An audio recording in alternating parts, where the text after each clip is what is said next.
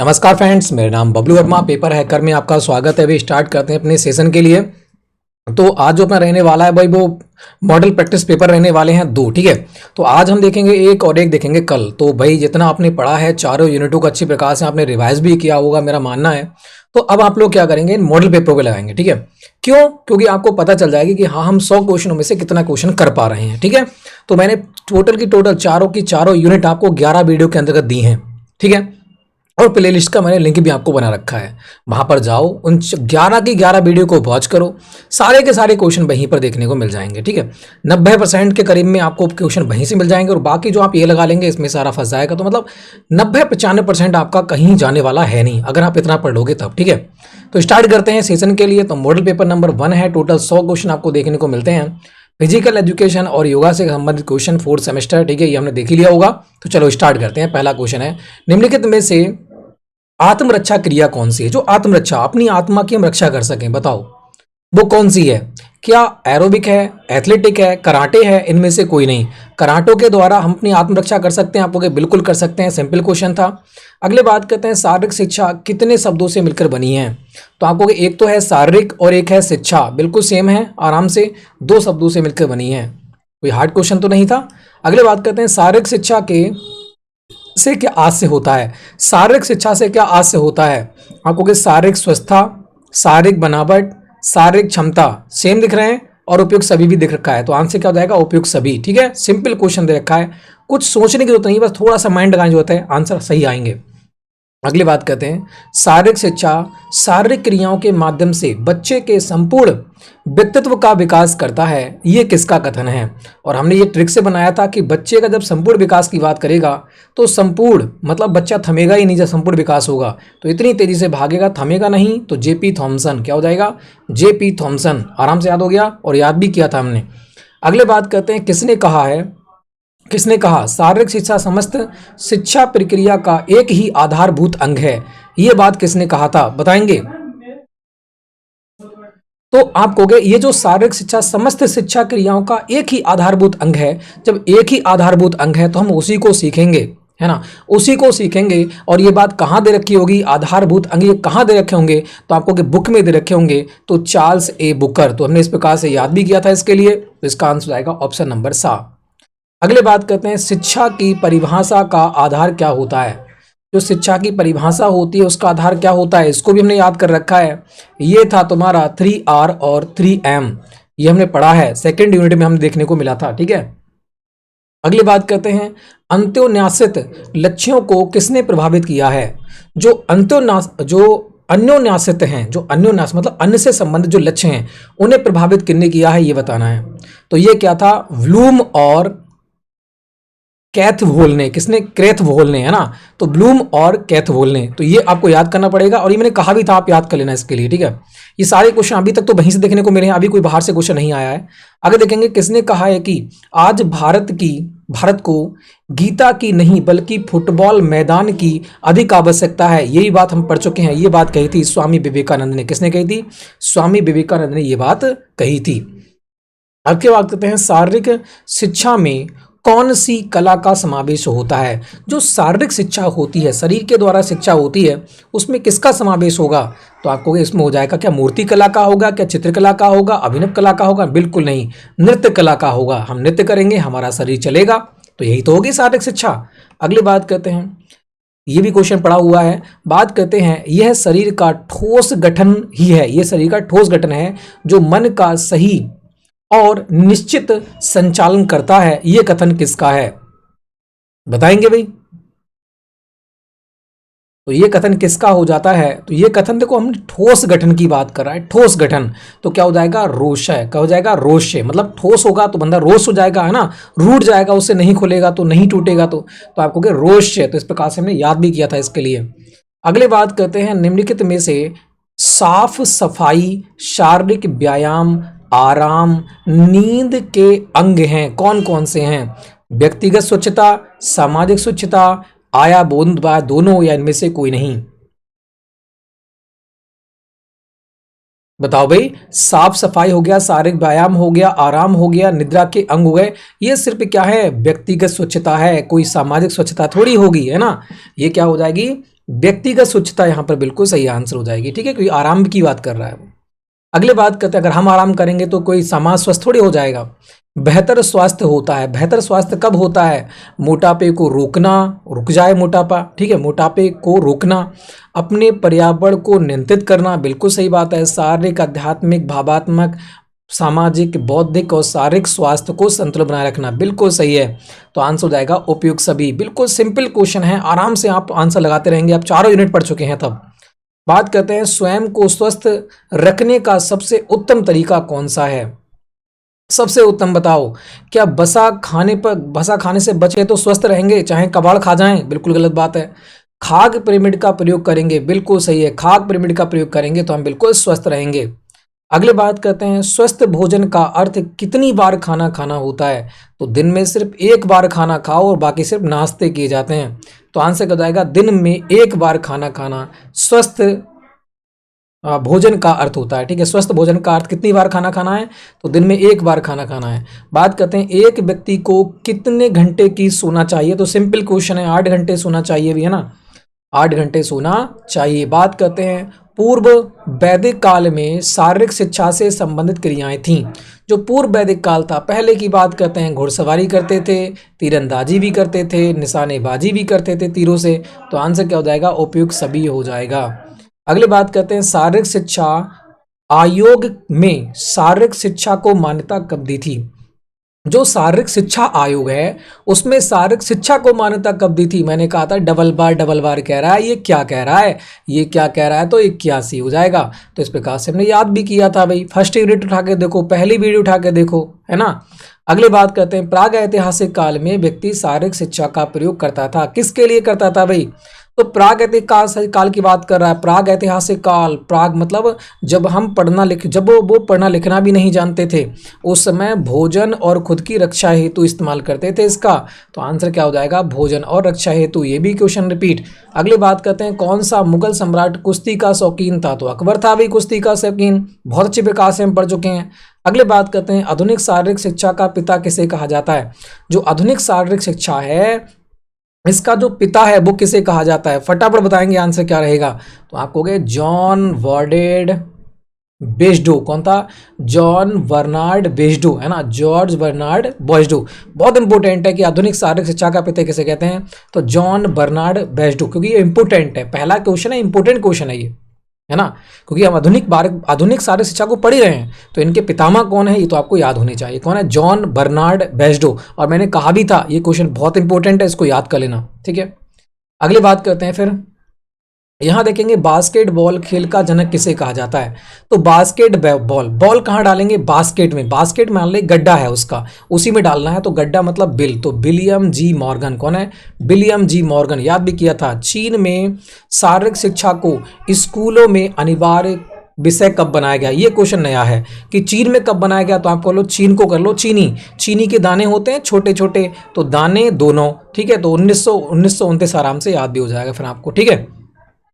अगली बात करते हैं, प्राचीन काल का जो प्राचीन काल की काल अवधि क्या होती है? जो प्राचीन काल है उसकी काल अवधि क्या है? सबसे जब जब कह रहा है प्राचीन काल, सबसे प्राचीन पहुंच जाओ उनमें कौन सी है? तो सबसे बड़ी यही है फिर। तो आप कहोगे ये है तुम्हारी 3250 ईसा पूर्व से 2500 ईसा पूर्व, ठीक है। उसके बाद आपको क्या मिल जाएगा? सिंधु घाटी सभ्यता आ जाती है फिर बाद में। तो इस प्रकार से आपको ध्यान रखना है, जो 1900 ईस्वी तक रहती है, 1900 के बाद में फिर आपका बात करते हैं वैदिक सभ्यता आ जाती है 1500 के बाद में जरा कर, ठीक है। तो बात करते हैं, भारत को किस खेल की जन्मस्थली माना गया है? तो भारत को किस खेल की? हॉकी की, कबड्डी की, फुटबॉल की? नहीं, ऐसा कोई नहीं है। तो आंसर हो जाएगा इनमें से कोई नहीं, ठीक है, क्योंकि हम लगा ही नहीं सकते इनमें से किसी की जन्म, ना हॉकी की जन्मस्थली कही गई है हमारे भारत के लिए।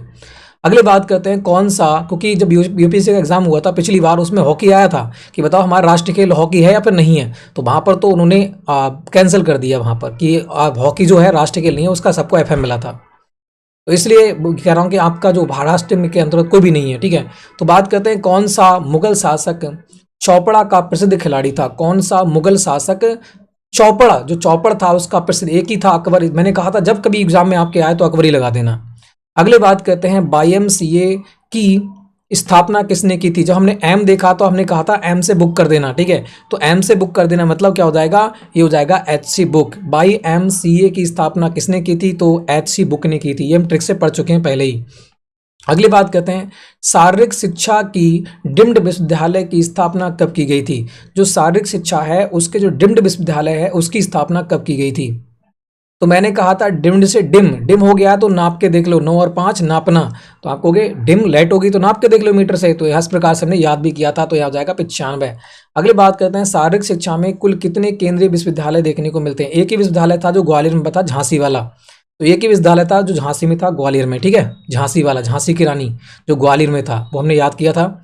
अगली बात करते हैं, नालंदा एवं तक्षशिला विश्वविद्यालय में लोकप्रिय क्रियाएं थी, कौन कौन सी क्रियाएं थी नालंदा विश्वविद्यालय में, बताएंगे? तो आपको कि कुश्ती भी होती होगी, तीरंदाजी भी होती होगी, पूरा पर्वतारोहण भी होता होगा, तो आंसर हो जाएंगे उपयुक्त सभी, ठीक है, सभी क्रियाएं थी भाई, ठीक है। अगली बात कर लेते हैं, थोड़ा छोटा करते हैं इसके लिए। यहां देखा है शारीरिक शिक्षा समिति जिसके अध्यक्ष श्री तारानाथ जी, मैंने कहा था, ये याद भी की थी हमने कि शारीरिक शिक्षा समिति के कौन थे? तारानाथ थे। अगर शारीरिक शिक्षा, तुम्हारा शरीर स्वस्थ है, इसका मतलब आपके जो दांत हैं वो तारे की तरह चमकते होंगे, तो इस प्रकार से मैंने याद भी करवाया था आपके लिए, ठीक है। का गठन कब किया गया था? जो तारानाथ जी ने किया था, शारीरिक शिक्षा समिति की बात कर रहा है, शारीरिक शिक्षा समिति गठन कब हुआ था, ये आपसे पूछ रखा है। तो कब हुआ था? ये हुआ था 48 में। क्या हुआ था? 48 में हुआ था शारीरिक शिक्षा समिति, है ना, समिति अड़ गई थी, तो 48 इस प्रकार से याद भी किया था हमने। आगे बात करते हैं, भारतीय खेल परिषद का गठन कब हुआ था? भारतीय खेल परिषद का गठन कब हुआ था, ये बताएंगे आप लोग। भारतीय खेल परिषद का गठन कब हुआ था? बहुत इंपॉर्टेंट है। तो भारतीय खेल परिषद की बात करते हैं तो ये हुआ था 54, किसमें? 54 में। ऐसे याद किया था हमने, खेल परी उड़ती है ना आकाश में, तो भाई हम गोली मार देंगे तो छू जाएंगी वो, तो 54 इस प्रकार से हमने याद भी किया था कि परी गिर गई, जल के गिर गई या तो सूर्य की लाइट में, तो चूने लगी में, है ना, तो 54 इस प्रकार से हमने इसको याद भी किया था। अगली बात करते हैं, राजकुमारी अमृता कौर स्पोर्ट स्कीम शुरू की थी, तो राजकुमारी अमृता कौर ने की थी, उनके नाम से ही की थी, तो ये हम पढ़ चुके हैं इसके बारे में, ठीक है। एक क्वेश्चन नहीं मिला है चाइना वाला, बाकी सारे क्वेश्चन रिपीटेड क्वेश्चन हैं जो हम पढ़ चुके हैं यूनिटों में। अगली बात करते हैं, किसने कहा है कि शारीरिक पुष्टि उचित आराम और पोषण द्वारा वांछित गति, संतुलित और जीवंता और शक्ति प्राप्त करने का सक्षम है? ये बात किसने कही थी? ये बात कही थी हॉकिंस ने। ये भी हम पढ़ चुके हैं पहले, है ना, ये भी बात हम पहले पढ़ चुके हैं, ठीक है। अगली बात करते हैं, इस देखेंगे निम्नलिखित में से स्वास्थ्य संबंधी घटक नहीं है, बताओ कौन सा नहीं है? स्वास्थ्य संबंधी, समर्था, लचीलापन, पेशीय सहनशील, शक्ति। शक्ति नहीं होगा, बाकी सब हो जाएंगे, ठीक है। चलो, शक्ति नहीं होगा, बाकी क्या हो जाएंगे? बाकी आपके सारे के सारे यहां पर हो ही जाएंगे। आगे बढ़ते हैं, नेक्स्ट क्वेश्चन। यहां देखेंगे कौशल संबंधी घटक कौन सा है, बताओ भाई, कौशल संबंधी घटक कौन सा है? संतुलन कौशल संबंधी है, समन्वय भी है और प्रतिक्रिया समय भी है, क्योंकि आप जाते हो कौशल सीखने तो ये सभी आपको देखने को मिलेंगे वहां पर, ठीक है। आ ही जाएंगे, उसके अंदर संतुलन भी हो जाएगा, लोगों के संग तुम आप मिलना जुलना सीख लोगे, समन्वय हो जाएगा, प्रतिक्रिया देना सीख जाओगे कौशल में, तो ये सब के सब वहां पर घटक देखने को मिल जाते हैं। अगली बात करते हैं, भावनात्मक संयोगिता में सम्मिलित क्या होता है? जो भावात्मक संयोगिता होती है उसमें क्या सम्मिलित होता है? तो आपको कि आत्मसम्मान होता है, आत्मस्वीकृति होती है, आशावाद होता है, तो आंसर हो जाएगा उपयुक्त सभी, ठीक है। अगले देख लेते हैं, नेक्स्ट क्वेश्चन देखेंगे, नेक्स्ट क्वेश्चन का आंसर हमारा क्या रहेगा। नेक्स्ट क्वेश्चन की बात करते हैं, बौद्धिक संयोगिता व्यक्ति को किन क्रियाओं में सम्मिलित होने के लिए प्रोत्साहित करती है? जो तुम्हारी बौद्धिक की बात कर रहा है, मेंटलिटी की बात कर रहा है, तो बताओ आंसर क्या रहेगा इसका। तो आपको के रचनात्मक भी करेगी और मानसिक भी करेगी, तो दोनों आंसर यहां पर सही हो जाएगा, ठीक है। कोई मेंटल एबिलिटी की बात कर रहा है इसलिए। अगले बात करते हैं, नेक्स्ट क्वेश्चन है, निम्नलिखित में से कौन सा व्यक्ति की शारीरिक पुष्टि को प्रभावित करता है? जो शारीरिक पुष्टि होती है उसको प्रभावित कौन करता है, ये बताना है। शारीरिक पुष्टि, शरीर की जो पुष्टि, शरीर को स्वस्थ रखना, तो आपको अनुवांशिकता के तौर पर भी करेगा, और बात करते हैं यौवन अवस्था में करेगा, कमजोरी भी करेगी, तो आंसर उपयुक्त सभी हो जाएगा, ठीक है। प्रभावित करने की बात कर रहा है इसलिए। अगली बात करते हैं, एक निश्चित स्थिति में संतुलन बनाए रखने का जो क्षमता क्या है, वो क्षमता क्या होती है बताना है। एक निश्चित स्थिति में संतुलन बनाए रखने की क्षमता होती है वो क्या है, ये आपसे पूछा जा रहा है। तो वो क्या है? आपको स्थिर संतुलन ही है। क्या है? स्थिर संतुलन बनाने की बात कर रहा है, तो स्थिर संतुलन यहां पर देखने को मिल जाता है, ठीक है। शारीरिक पुष्टि में कितने घटक होते हैं? बहुत इंपॉर्टेंट है, शारीरिक पुष्टि में कितने घटक होते हैं? शारीरिक पुष्टि में कितने घटक होते हैं? तो आपको कि 2 घटक होते हैं शारीरिक पुष्टि में। कितने? 2 घटक होते हैं। ठीक है, आगे बढ़ते हैं। फिर नेक्स्ट की बात करते हैं। यहां पर निम्नलिखित में से कौन संयोगता का हिस्सा नहीं है? बताओ भाई, संयोगता का हिस्सा कौन नहीं है ना? जो संयोगता है उसका हिस्सा कौन नहीं है? तो आपको कि सामाजिक संयोगता, मानसिक संयोगता, शारीरिक संयोगता सेम है, मगर चिंता देखो बिल्कुल अलग है ना? चिंता क्या है? बिल्कुल अलग है। अगले बात करते हैं, संयोगता की अवधारणा में क्या सम्मिलित है? जो संयोगता है उसकी अवधारणा में क्या सम्मिलित है?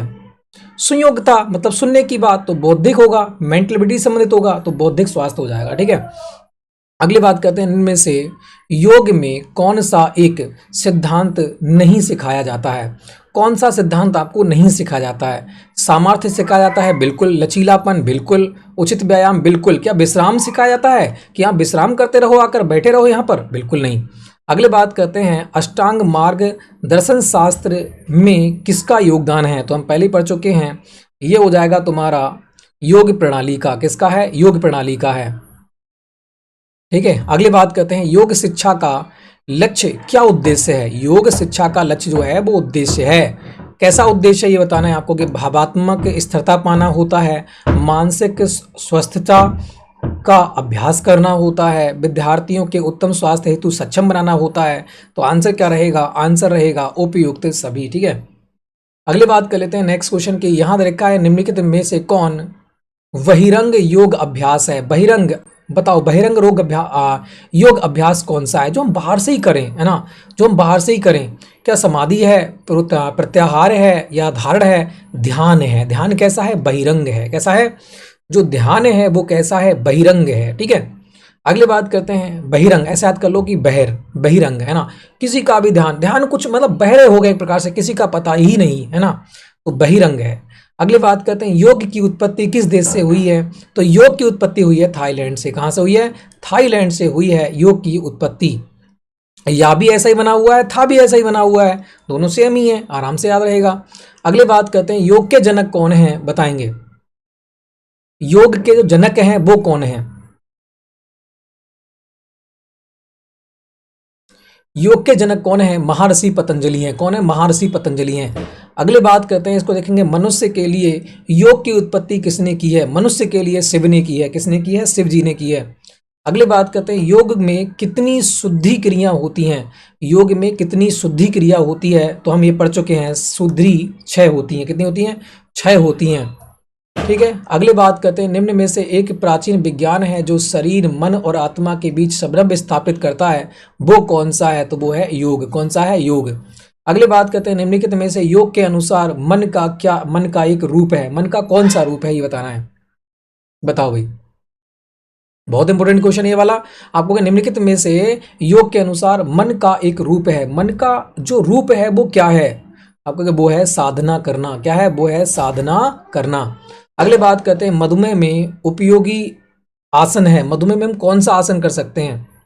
बताएंगे, मधुमेह में हम कौन सा आसन करते हैं? जब हमें मधुमेह हो जाती है, डायबिटीज हो जाती है, तो कौन सा आसन करते हैं, है ना? तो मधुमेह में, डायबिटीज में हम पद्मासन कर सकते हैं। कौन सा? पद्मासन कर सकते हैं। ठीक है, चलो कौन सा कर सकते हैं? पद्मासन हम कर सकते हैं मधुमेह डायबिटीज में। अगली बात करते हैं, कहते हैं सुबह सुबह घूमो नंगे पैर, है ना? तो पद्मासन आप समझ सकते हो, वहां से भी ऐसे याद कर सकते हो। योग शिक्षक को अभ्यास सत्र का आरंभ किससे करना चाहिए? योग शिक्षक को अभ्यास सत्र का आरंभ किससे करना चाहिए? जो हम शुरुआत करते हैं तो किससे? आसन से करना चाहिए। किससे? आसन से करना चाहिए। योग शिक्षक को अभ्यास सत्र का प्रारंभ किससे करना चाहिए? सबसे पहले आसन ढूंढना चाहिए। आसन कहाँ पर है? अच्छा आसन है, खराब आसन है ना? बैठने की जगह अच्छी है, सबसे पहले वही होना चाहिए।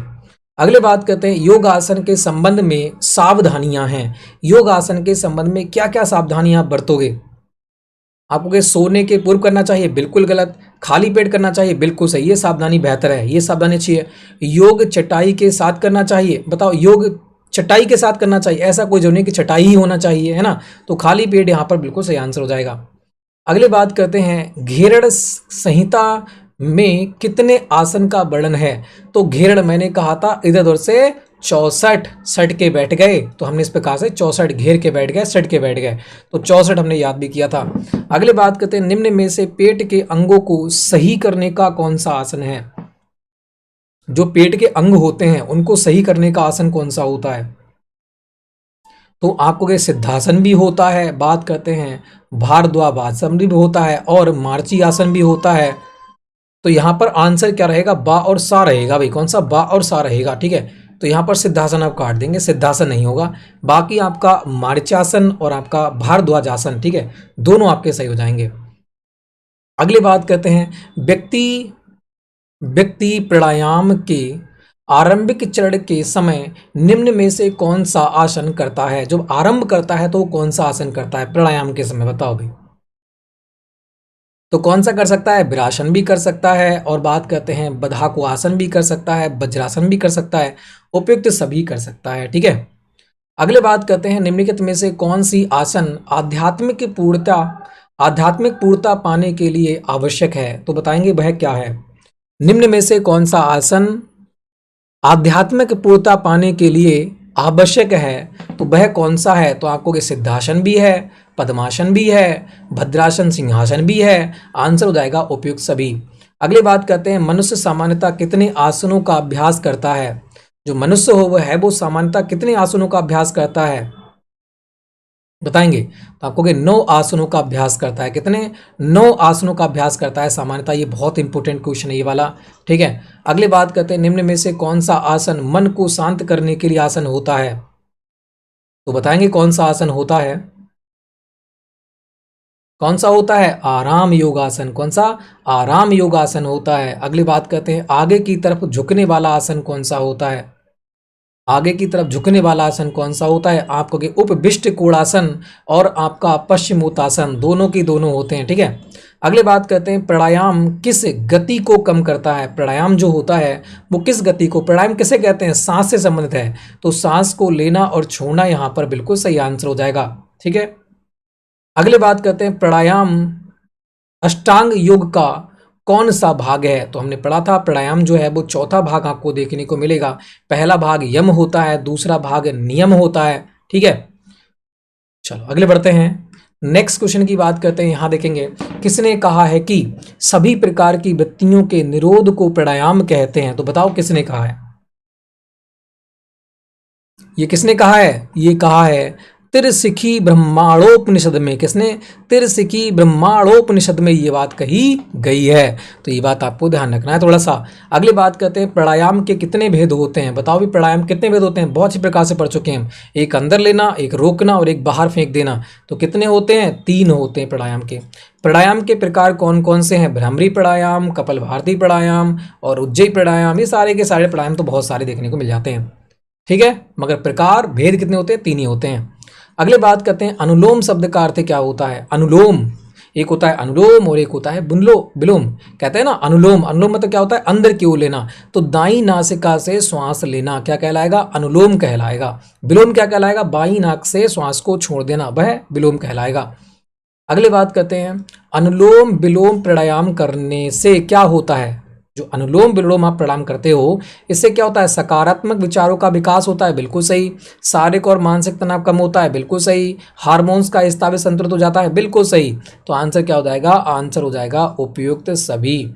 अगली बात करते हैं, कौन सा प्राणायाम ध्यान के लिए बहुत अधिक लाभदायक होता है? ध्यान के लिए, तो ध्यान कब? ओम, क्या कर रहे हैं? भ्रमरी प्राणायाम। कौन सा? भ्रमरी प्राणायाम यहाँ पर क्या रहेगा? सबसे बेस्ट रहता है, ठीक है। अगली बात करते हैं नेक्स्ट क्वेश्चन की। यहां लिखा है, निम्नलिखित में से कौन सा प्राणायाम अस्थमा, मधुमेह, कब्ज, डायबिटीज जैसे समस्याओं से छुटकारा दिला सकता है? वह कौन सा प्राणायाम है? तो एक ही प्राणायाम है जो बाबा रामदेव हमेशा करते रहते हैं। बताओ फटाफट कौन सा है? तो कपालभाति प्राणायाम। कौन सा? कपालभाति प्राणायाम। बात करते हैं, सूर्य नमस्कार आसन में कितने चरण हैं? तो मैंने कहा था सूर्य निकल आए बाहर आ जा, तो 12। कैसा? 12, ठीक है।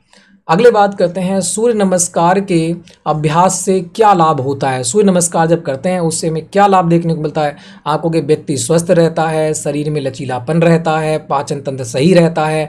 आंसर क्या हो जाएगा? उपयुक्त सभी, ठीक है। अगली बात करते हैं निम्नलिखित में से किस आसन को भोजन करने के तुरंत बाद कर सकते हो, तो मैंने कहा था बाजरा खा सकते हो, तो वज्रासन यहाँ पर बिल्कुल सही रहेगा। अगली बात करते हैं निम्नलिखित में से कौन सा आसन थायराइड ग्रंथि के लिए श्रेष्ठ होता है, तो थायराइड ग्रंथि हमारे गले के पास होती है, तो हम भ्रामरी प्राणायाम कर सकते हैं, मतलब इसको हलासन भी कह सकते हैं, हिलाने वाला आसन, ठीक है। तो थायराइड ग्रंथि गले के पास में होती है, तो हम क्या कर सकते हैं, उसे हिलाना है ना, सही करना है तो आपको ये हलासन यहाँ पर हम करेंगे। अगली बात करते हैं निम्नलिखित में से कौन सा आसन बच्चों की लंबाई को बढ़ाता है। वैसे तो पद्मासन, पद्म और आसन है ना, और पद्मासन नहीं, पद्मासन अलग हो गया, ताड़ासन कह देंगे यहाँ पर, ताड़ासन, ठीक है, ऊपर की ओर खींचना, तो ताड़ासन बच्चों की लंबाई कौन बढ़ाएगा, वो बढ़ाएगा ताड़ासन, कौन सा, ताड़ासन, ठीक है। अगली बात करते हैं भुजंग शब्द का अर्थ क्या होता है। भुजंग, भुजंग शब्द का अर्थ क्या होता है, तो भुजंग शब्द का अर्थ होता है नेवला। क्या होता है, अपने जब अपने बात करते हैं हाथों को घुमाकर बनाते हैं, है ना, पद्मासन करते हैं, तो उसमें क्या करते हैं, नेवला बनाना पड़ता है, तो आपको भुजंग शब्द का अर्थ लिए क्या होता है, नेवला होता है। अगली बात करते हैं किस आसन को अंग्रेजी में प्लोपोज कहा जाता है। बताओ भी, ये बहुत इंपॉर्टेंट है, ये बात हमने नहीं पढ़ी है।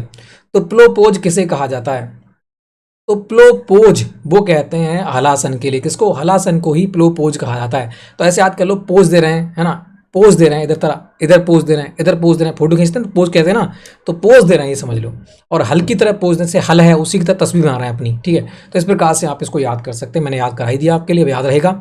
अगली बात करते हैं निम्नलिखित में से कौन सा आसन सर्वश्रेष्ठ होता है। बताओ, सर्वश्रेष्ठ आसन तो एक ही है, वो है सूर्य नमस्कार आसन, ठीक है, इससे बेहतर कुछ नहीं, क्योंकि 12 आसन इसके अंतर्गत खुद विद्यमान है, 12 स्टेज इसके अंदर खुद विद्यमान है, तो आप समझ सकते हो। अगली बात करते हैं निम्नलिखित में से कौन सा आसन तनाव और चिंता को कम करता है और तंत्र को शांत करता है। बताओ वो कौन सा आसन है, तो वो आसन कौन सा है, प्राणायासन। कौन सा है, प्राणायासन, मतलब जो वायु तो है, वही तो हमारे माइंड को शांत करेगी। प्राणायाम, अंदर लेना एक सांस से, है ना, एक नाक से बाहर निकाल देना, ये प्राणायाम ही तो है जो हमारे मन की चिंता को शांत करता है। ये बहुत अच्छी प्रकार से पढ़ चुके हैं पहले ही, तो इसलिए कह रहा हूं आप इनसे लगाने से पहले आप क्या करें, पहले एक बार आप क्या लगाएं, एक बार आप चारों की चारों यूनिटों को पढ़ लें अच्छी प्रकार से। ज़्यादा क्वेश्चन नहीं है, 500 क्वेश्चन करीब में है, 500-600 क्वेश्चन वो मैंने अच्छी प्रकार से आपको पढ़ा रखे हैं, एक भी क्वेश्चन बाहर नहीं जाने वाला है, ठीक है। अगली बात करते हैं, इसको देखेंगे निम्नलिखित में से किस आसन से अनिद्रा की समस्या दूर होती है। अनिद्रा की समस्या बताओ किस आसन से दूर देखने को मिलती है, तो वो है हस्तपादासन। कौन सा, हस्तपादासन, है ना, जब हंसते रहोगे तो अनिद्रा भी दूर हो जाएगी फिर, है ना। अगली बात करते हैं बांग्लादेश का राष्ट्रीय खेल कौन सा है, तो बासे बंगला बासे बड्डी बन गया कबड्डी, ठीक है। चलो अगली बात करते हैं, इसको देखेंगे आधुनिक खेल होते हैं। आधुनिक खेल कौन से होते हैं, आधुनिक खेल होते हैं, आधुनिक खेल कैसे होते हैं पहले ये बताओ। तो आपको के अधिक जटिल होते हैं क्या, अधिक सरल होते हैं क्या, तो बात करते हैं कम जटिल होते हैं। बताओ भी आंसर क्या रहेगा, आधुनिक खेल कैसे होते हैं, अधिक जटिल होते हैं। कैसे होते हैं, अधिक जटिल होते हैं, ठीक है। अगली बात करते हैं खो खो किस देश के लिए किस देश का प्रसिद्ध खेल है। खो खो बताओ किस देश का प्रसिद्ध खेल है, तो खो खो भारत का प्रसिद्ध खेल है और खो खो में 9 लोग होते हैं। बात करते हैं परंपरागत खेल, परंपरागत खेल क्या सीखने में मदद करते हैं। जो परंपरागत खेल है हमें क्या सिखाते हैं, आंखों के रंग पहचानना, जोड़ना एक दूसरे से, संवेदी कौशलों का विकास करना, तो आंसर रहेगा उपयुक्त सभी, ठीक है। अगली बात करते हैं कंचा किसका बना होता है। भैया बहुत खेले हैं, तो ये कांच के पत्थर का बना होता है। अगली बात करते हैं हॉप्स कॉच का खेल कितने खिलाड़ी खेल सकते हैं। जो हॉप्स कोच का खेल होता है उसको कितने खिलाड़ी खोल सकते हैं, तो हॉप्स में अत्यधिक, जितने भी चाहें उतने खेल सकते हैं। अगली बात करते हैं कंचा खेल की नियुक्ति कब से मानी जाती है। जो कंचा खेल है वो कब से है ये बताओ, तो आपको ये हड़प्पा सभ्यता से विकसित खेल है कंचा, तब से खेलते हुए आ रहे हैं, ठीक है।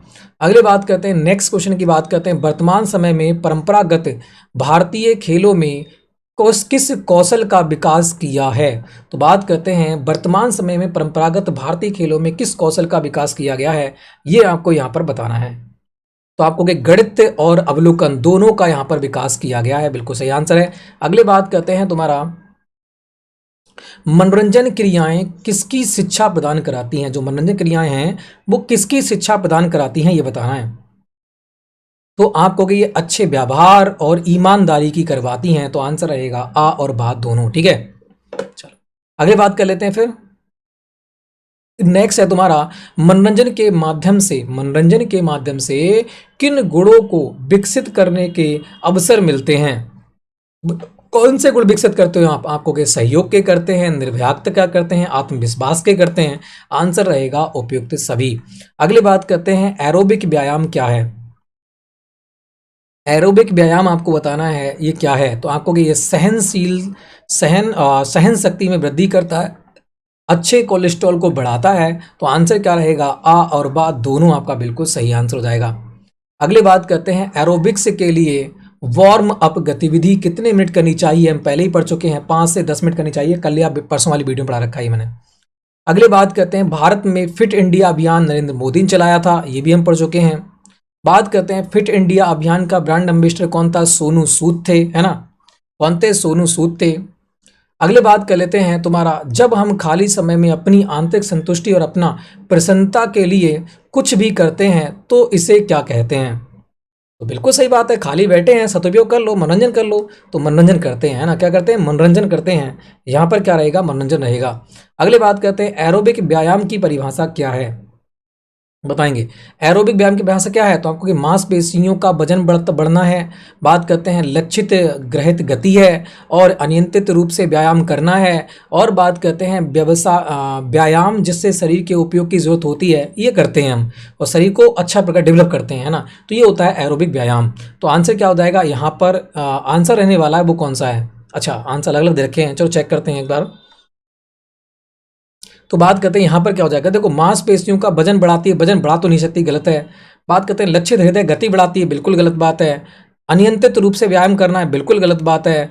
व्यायाम जिससे शरीर का उपयोग को जरूरत हो, जितना उपयोग हो उतना ही करना है, उसे कहते हैं एरोबिक व्यायाम, ठीक है। अगली बात कहते हैं एरोबिक सप्ताह में कितनी बार कर सकते हैं। तो भाई 3 से 4 ही बार करना चाहिए, है ना, एरोबिक व्यायाम। मैंने कहा भी था कि एक बार इसको सर्च मार लें आप लोग, तो आपने मेरा मानना है सर्च मारा भी होगा, ठीक है। तो इस प्रकार से हमारा 100 क्वेश्चन कंप्लीट होते हैं। प्रैक्टिस सेट जो बंद था मॉडल हमारा, वो समाप्त होता है, ठीक है। 100 क्वेश्चन में से आप बताओ, आपने भाई 90 क्वेश्चन प्लस किए या फिर नहीं किए। मेरा मानना है कि 90 प्लस क्वेश्चन तो आपने आराम से किए ही होंगे। 85 प्लस, तो 85 से नीचे तो कोई नहीं गया होगा, ये तो मेरा मानना ही है ना। और कुछ लोग तो 90 प्लस भी गए होंगे, क्योंकि क्वेश्चन बहुत ईजी थे, हम पढ़ चुके हैं सारे के सारे। अगर आपने एक बार रिवाइज किए होंगे, पढ़ने के बाद में एक बार रिवाइज किए होंगे, तो सारे के सारे आपको पता भी होगा। और इन भी क्वेश्चनों को एक बार रिवाइज कर लें, ठीक है, जो कि आपका दोबारा रिवाइजन हो भी जाए। तो फ्रेंड्स, वीडियो अच्छी लगे तो लाइक करना। एक प्रैक्टिस और है इसका, कल हम इसको खत्म कर देंगे। आपका जो 4 सेमेस्टर का, ठीक है, योगा वाला मॉडल है, इसको हम कल खत्म कर चुके होंगे, ठीक है। उसके बाद में नई कुछ बात करते हैं मॉडल के साथ, फिर बढ़ेंगे, ठीक है। तो वीडियो अच्छी लगे तो वीडियो को लाइक करना, शेयर करना, चैनल को कर देना सब्सक्राइब, बेल आइकन को प्रेस करना। चारों यूनिट पढ़ लेना, ये मैं आपसे पहले ही कह रहा हूँ, ठीक है। तो फ्रेंड्स, जय हिंद, जय भारत।